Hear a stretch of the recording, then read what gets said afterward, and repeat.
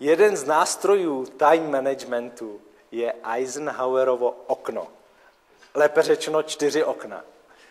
A je to známé rozlišení věcí na důležité, nedůležité, urgentní, neurgentní. Tak to jenom tak rychle přeskáčeme. Nedůležité, neurgentní. To je to, co se háže z okna, tyhle úkoly. Pak jsou tam nedůležité, urgentní. Co to může být? Prosím? Telefonát.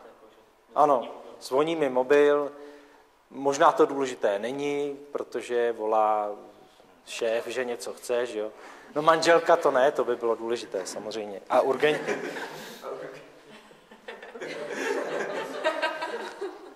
Důležité, neurgentní. Co to může být?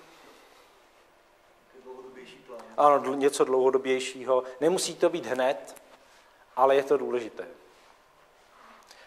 Vypracování rozpočtu. Výroční zpráva. A tak dále. A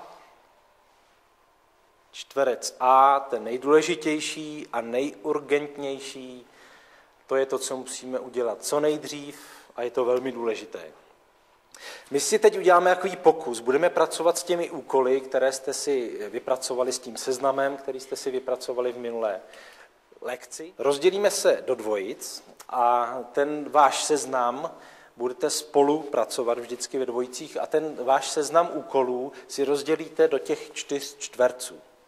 A ten druhý, váš partner, vás vždycky bude zkoušet a budete mu muset vysvětlit, proč který úkol je právě v tom čtverci. A on vás bude trochu provokovat, abyste ho dali do těch důležitých a urgentních, jako váš šéf.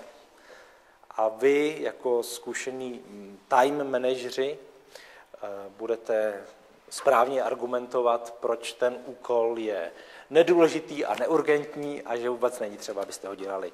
A nebo proč patří do Bčka nebo do jiného čtverce.